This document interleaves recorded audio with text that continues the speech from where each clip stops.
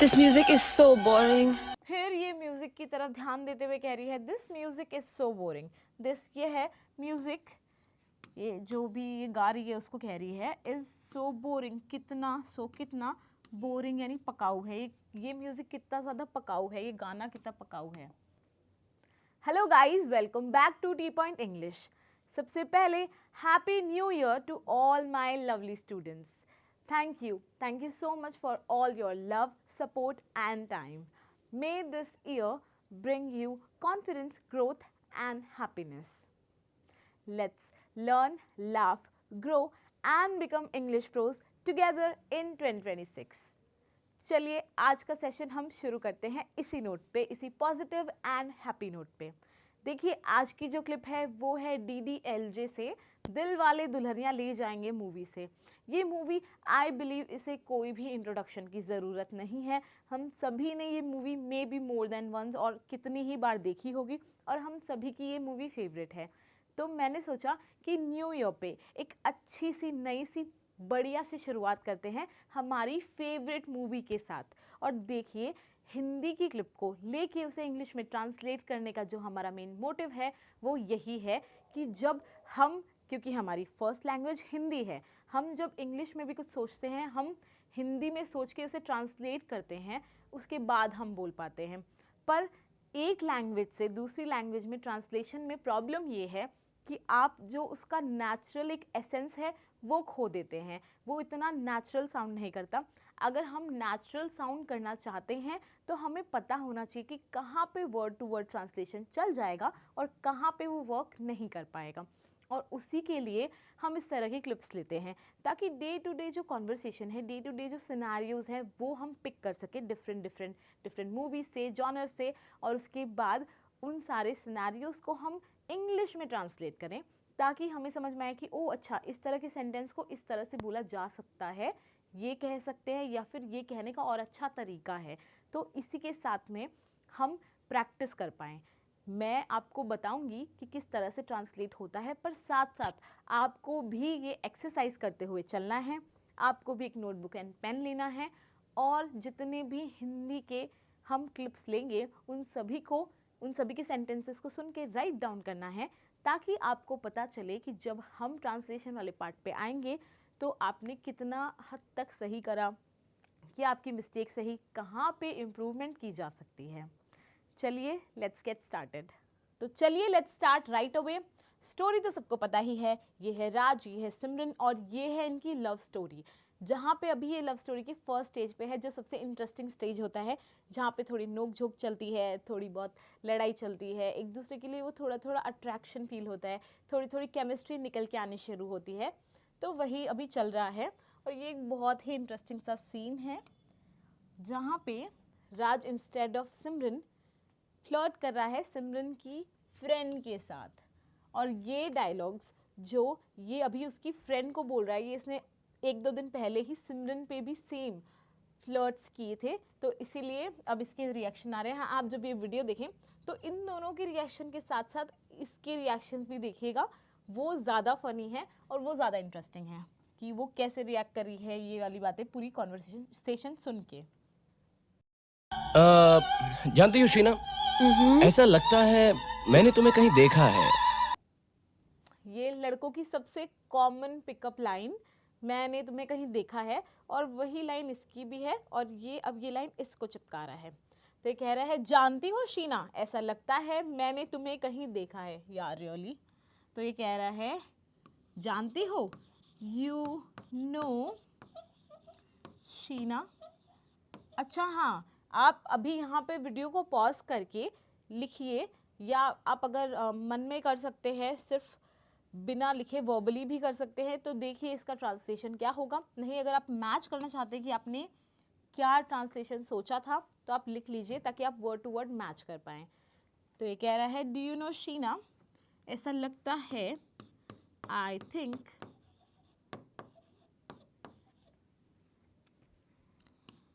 I have seen you somewhere before। तो ये क्या कह रहा है you know Sheena, I think I have seen you somewhere before, मुझे लगता है, आई थिंक। अब देखिए ऐसा लगता है को आप ऐसे भी कह सकते हैं, it seems, it seems like that I have seen you somewhere, ऐसा लगता है, इट सीम्स लाइक दैट। आप ये भी कह सकते हैं, मगर आई थिंक कहना और ज़्यादा नेचुरल साउंड करेगा कि मुझे ऐसा लगता है, आई थिंक, मैं ऐसा सोचता हूँ। मुझे really कहाँ? रॉबी की पार्टी पर। अब देखिए, पहले सिमरन जो है वो अपना मेन्यू कार्ड देख रही थी, पढ़ रही थी और कुछ ऑर्डर करने वाली थी, लेकिन जैसे ही इसने ये डायलॉग सुना, इसका पूरा अटेंशन यहाँ शिफ्ट हो गया, बिकॉज शी इज़ लाइक, देखो भाई कैसा लड़का है, सेम डायलॉग 2 दिन पहले मुझे बोला था, अब मेरी फ्रेंड को चिपका रहा है। तो अब ये इनकी तरफ देख रही है। पर सबसे फ़नी चीज़ ये है इस सीन के बारे में, अगर आपने ये मूवी देखी है तो आप जानते होंगे कि जब सिमरन को राज ये वाले डायलॉग्स बोलता है तो उसके बिल्कुल 360 डिग्री ऑपोजिट रिएक्शंस होते हैं। वो बिल्कुल भाव नहीं देती, वो बहुत ही रूडली या हार्शली रिएक्ट करती है, क्योंकि उसे पता है कि इसकी इंटेंशन क्या है। और वहीं पे इसकी friend being a normal girl, वो बहुत ही अलग तरह से, बहुत ही पॉजिटिवली रिएक्ट करती है। She is picking up every pickup line, ऐसा लगता है यहाँ पे। तो ये कह रही है मुझे रियली, कहाँ पर? तो ये कह रही है मुझे, सीन मी, मुझे देखा है, सीन मी, रियली, रियली यानी सही में, वेयर को हम कहाँ को हम कहते हैं वेयर, ये तो आपको पता ही होगा। तो कह रही है सीन मी, मुझे देखा। तो फिर ये पूछ रही है कहाँ, तो ये कह रहा है रॉबी की पार्टी पर। तो ये कह रहा है एट रॉबीज पार्टी। अब ये इससे कह रहा है रॉबी की पार्टी पर, एट रॉबीज पार्टी। देखिए रॉबी की पार्टी पर, तो इन नहीं कहेंगे, ऑन नहीं कहेंगे, कहेंगे एट। रॉबी देखा होगा, मैं तो इतनी पार्टीज में जाती हूँ। फिर ये सोचते हुए कह रही है रॉबी देखा होगा, मैं तो इतनी पार्टीज में जाती हूँ। तो कह रही है रॉबी देखा होगा, मे बी यू हैव, या हम कह सकते हैं परहैप्स यू हैव, मैं तो इतनी पार्टीज में जाती हूँ, I go to parties all the time. या अगर हम और नेचुरल इसे साउंड करवाना चाहें तो हम कह सकते हैं आई attend parties all the time. अब देखिए इतनी पार्टीज में जाती हूँ, अगर इसका हम वर्ड टू वर्ड ट्रांसलेशन लें तो यहाँ पे हम कह सकते हैं that I go to so many parties. लेकिन ये जब हम इंग्लिश में ट्रांसलेशन करेंगे तो attend parties all the time और ज़्यादा नेचुरल साउंड करता है। I attend parties all the time, मैं तो भाई पार्टीज में जाती ही रहती हूँ। पता है शीना, क्या? तुम्हारी आंखें मुझे किसी की याद दिलाती हैं। फिर इसने एक और बहुत ही घिसा पिटा सा most commonly used pickup line को यूज़ करते हुए कहा, पता है शीना? तो कह रही है क्या? तो फिर ये कह रहा है तुम्हारी आंखें मुझे किसी की याद दिलाती हैं। पता है शीना? तो हम कहेंगे डू यू नो शीना। ये कह रहा है डू यू नो शीना। तो ये कह रही है क्या? तो हम कहेंगे व्हाट। देखिए ये फ्लर्ट करने के मूड में है तो पता चल रहा है ये भी फ्लर्ट करवाने के मूड में है। The way she is saying, the way she is reacting पता चल रहा है। फिर तो ये कह रहा है तुम्हारी आंखें मुझे किसी की याद दिलाती है। तो ये कह रहा है योर आईज रिमाइंड मी, याद दिलाना, रिमाइंड मी ऑफ someone. तुम्हारी आंखें किसी की याद दिलाती हैं, तुम्हारी आंखें योर आईज रिमाइंड मी याद दिलाती हैं ऑफ समवन किसी की. मेरी आंखें रियली किसकी? तो फिर ये देखिए ये भी इक्वल क्यूरियोसिटी के साथ में बोल रही है मेरी आंखें रियली किसकी. तो ये कह रही है मेरी आंखें माई आईज रियली सही में किसकी. तो हम कहेंगे ऑफ whom किसकी. ऑफ whom किसकी याद दिलाती है तो हम कहेंगे ऑफ whom. मेरी दादी माँ की. Oh how sweet. तो फिर इसने फिर से एक और अच्छा डायलॉग मारा और बोल रहा है इम्प्रेस करने के लिए मेरी दादी माँ की. तो ये कह रहा है ऑफ माई ग्रैंड मदर.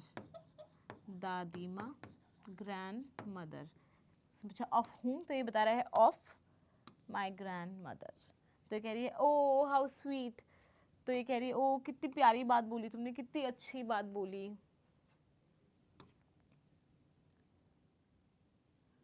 वैसे तो यहाँ पे हम ये ओ भी कह सकते हैं पर ये ओ भी चलेगा, वो बस एक्सप्रेशन ही है.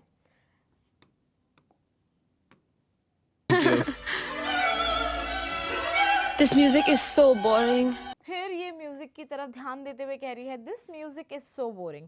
दिस ये है म्यूजिक, ये जो भी ये गा रही है उसको कह रही है इज सो बोरिंग. कितना बोरिंग यानी पकाऊ है. ये म्यूजिक कितना ज्यादा पकाऊ है, ये गाना कितना पकाऊ है. हाँ मेरी तो समझ में नहीं आ रहा है ये गा रही है कि रो रही है. अब देखिए इसने फिर से थोड़ा स्टाइल मारते हुए बोल दिया मेरी तो समझ नहीं आ रहा है ये गा रही है या रो रही है. तो अब देखिए मेरी तो समझ नहीं आ रहा, आप इसे कैसे ट्रांसलेट करेंगे. हम इसे कहेंगे I can't tell. I can't tell मैं नहीं बता सकता, मेरी समझ नहीं आ रहा. देखिए आई डोंट अंडरस्टैंड भी ठीक है पर आई कांट टेल थोड़ा ज़्यादा नेचुरल साउंडिंग है. तो ये कह रहा है I can't tell whether she is, क्योंकि देखिए एक लेडी की बात हो रही है तो हम कहेंगे शी इज़ सिंगिंग और क्राइंग. कह रहा है मेरी तो समझ नहीं आ रहा आई कांट टेल. और इस बुड्ढे से अच्छा पियानो तो मैं बजा सकता हूँ. तुम्हें पियानो बजाना आता है? फिर इसने और थोड़ी अपनी शेखी भगाड़ते हुए कह दिया इस बुड्ढे से अच्छा पियानो तो मैं बजा सकता हूँ. तो ये कह रहा है आई कैन प्ले. देखिए पियानो बजाने को हम कहते हैं प्ले. फिर हम कहेंगे द पियानो. द क्यों कहेंगे हम, क्योंकि यहाँ पे रखे हुए किसी एक पर्टिकुलर पियानो की वैसे बात नहीं हो रही है, अ पियानो की बात नहीं हो रही है.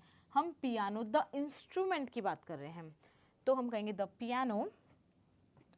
फिर हम कहेंगे बेटर क्योंकि कह रहे हैं से अच्छा.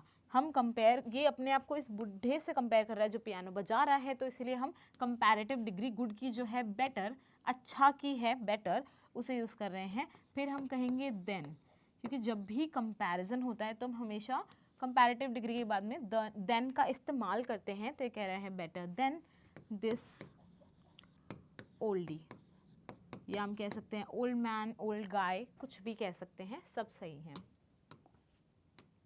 I love the piano.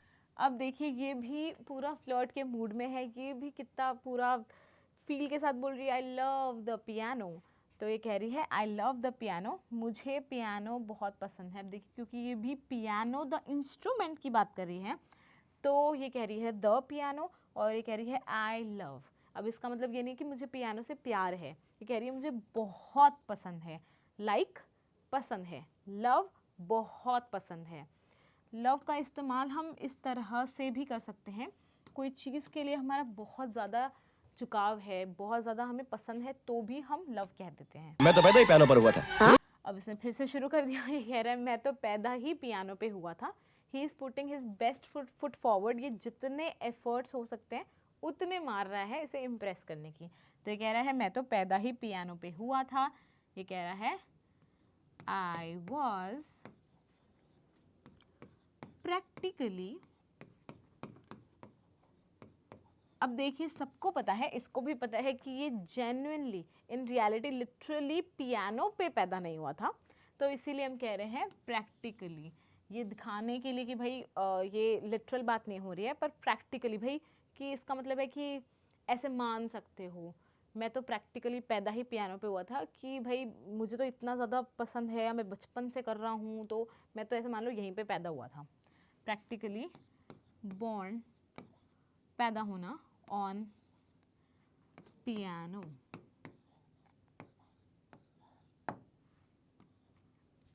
On a piano. बचपन से ही मैं पियानो बजाता ही जा रहा हूँ, बजाता ही जा रहा हूँ। अब देखिए ये जो सेंटेंस है इसका ट्रांसलेशन थोड़ा सा ट्रिकी है, देखते हैं आप लोगों में से कितने लोग सही गेस कर पाते हैं, सही ट्रांसलेट कर पाते हैं। तो कह रहा है बचपन से, मैं तो बचपन से पियानो बजाता ही जा रहा हूँ, तो हम कहेंगे I have been, I have been, क्योंकि बजाता ही जा रहा हूँ तो आई हैव बीन प्लेइंग। क्या आप गेस कर सकते हैं कि ये कौन सा टेंस है, ये हिंदी में कौन सा टेंस है? जब आप ये गेस कर पाएंगे तभी आप उसकी इंग्लिश में ट्रांसलेशन कर पाएंगे। तो कह रहा है I been playing the piano, I hope आप लोग को दिख रहा है, सिंस चाइल्डहुड। अब देखिए आई थिंक अब आपको धीरे धीरे समझ में आ रहा होगा ये कौन सा टेंस है, हैव बीन प्लेइंग सिंस।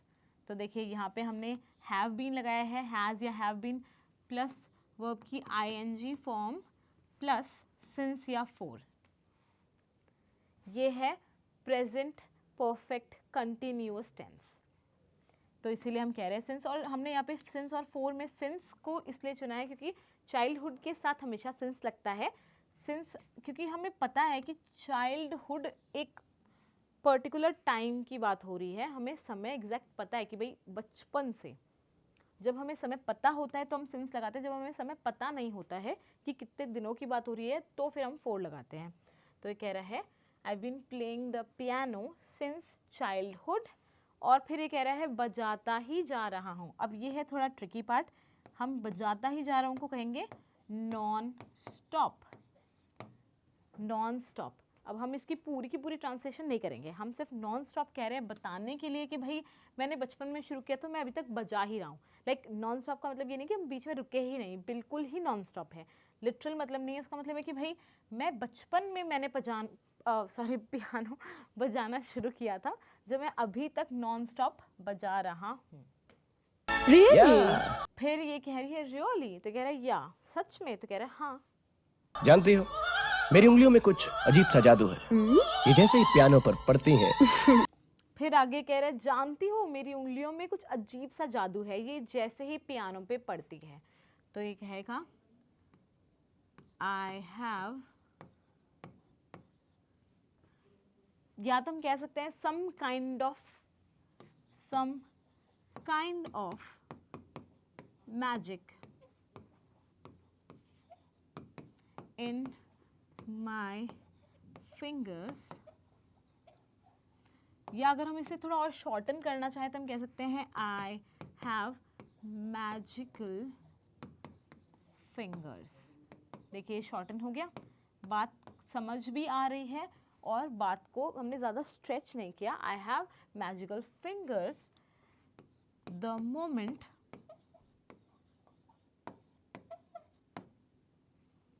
तो जैसे ही, द मोमेंट दे, ये भी थोड़ा ट्रिकी है। आई होप आप लोगों को इसका ट्रांसलेशन सही से समझ में आया होगा, आपने भी सही से ट्रांसलेशन नहीं किया होगा। अगर कुछ रह गया है तो आप अभी देख के उसको थोड़ा सा इम्प्रोवाइज कर लीजिएगा। तो द मोमेंट दे टच, या हिट भी कह सकते हैं, द पियानो इट ओके हाँ, तो ये कह रहा है I have some kind of magic in my fingers, या I have magical fingers the moment they touch the piano, या हम कह सकते हैं once they hit the piano. दोनों तरह से कहा जा सकता है। पियानो खुद ब खुद बजने लगता है। तो फिर अभी ये देखिए पिछली लाइन ही कंटिन्यू हो रही है। तो ये कह रहा है कि जैसे उंगलियां पड़ती है पियानो खुद ब खुद बजने लगता है। तो हम कहेंगे, हम क्या कहेंगे, हम कहेंगे पियानो प्लेज itself, खुद ब खुद itself, क्योंकि पियानो एक थिंग है तो इट लगाएंगे, itself पोजेसिव डिग्री हम यूज कर रहे हैं। तो ये कह रहा है पियानो प्लेज itself, पियानो खुद ब खुद बजने लगता है। Lovely fingers. Thank you. Yeah. अब इसे जैसे ही मौका मिला तो इसे हाथ पकड़ लिया और ये फिर कह रहा है लवली फिंगर्स। तो ये भी कह रही है थैंक यू। लवली फिंगर्स यानी कि तुम्हारी उंगलियां प्यारी है, बढ़िया है, सुंदर है। तो कह रही है थैंक यू, धन्यवाद। आपको आज का सेशन कैसा लगा? आई होप आपको आज का सेशन अच्छा लगा होगा, हेल्पफुल होगा, आपने कुछ नया और अच्छा सीखा होगा। आपको आज का सेशन कैसा लगा ये कमेंट करके ज़रूर बताइएगा। साथ में आपकी और कोई मूवी या सीरीज़ की रिक्वेस्ट है तो वो भी बता दीजिएगा।